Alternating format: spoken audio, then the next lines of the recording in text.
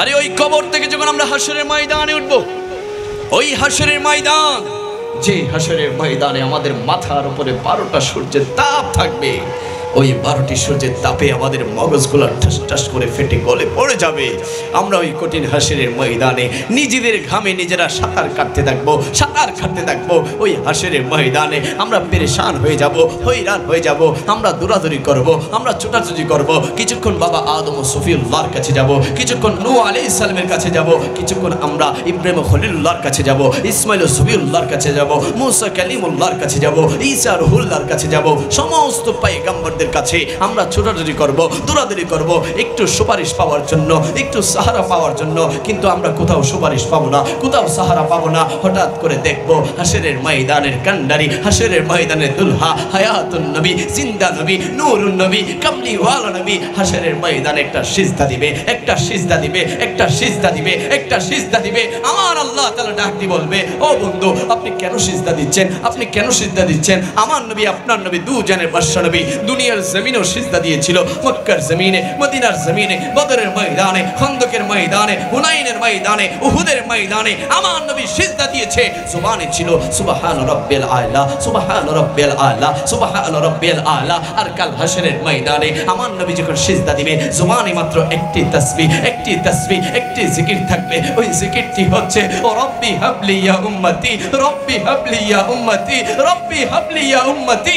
আমার আল্লাহ তাআলা ডাক দিয়ে বলবে, ও বন্ধু, আপনি কেন সিজদা দিয়েছেন? আমি আল্লাহ তাআলা তো হাসরের ময়দান আপনার সিজদা দেখার জন্য সাজাই নাই। ও বন্ধু, আপনি সিজদা থেকে উঠেন, সিজদা থেকে উঠেন, সিজদা থেকে উঠেন। দেখেন, আমি আল্লাহ তাআলা আপনার শানমানকে বাড়ানোর জন্য, আমি আল্লাহ তাআলা আপনার শানমানকে প্রমাণ করার জন্য একটা নূরানি সিংহাসন বানিয়েছি, একটা নূরানি চেয়ার বানিয়েছি। বন্ধু, ওই চেয়ারে বসে যান। আসা আইয়াবা আসাকা রব্বুকা মাকামাম মাহমুদা। ও বন্ধু, ওই মাকামাম মাহমুদার মধ্যে আপনি বসে যান, বসে যান, বসে যান। আমার নবী সিজদা থেকে উঠবে না, আমার নবী সিজদা থেকে উঠবে না, আমার নবী সিজদা থেকে উঠবে না। আমার আল্লাহ তাআলা ডাক দিয়ে বলবে, ও বন্ধু, আপনি কাঁদছেন কেন? আপনি কাঁদছেন কেন? কাঁদছেন কেন?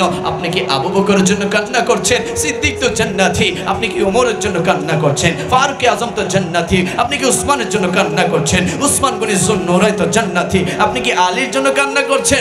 আলী তো জান্নাতি। আপনি কি ফাতেমা, হাসান, হুসাইনের জন্য কান্না করছেন? তারাও তো জান্নাতি। আপনি কাঁদছেন কার জন্য? কাঁদছেন কেন? কাঁদছেন কেন?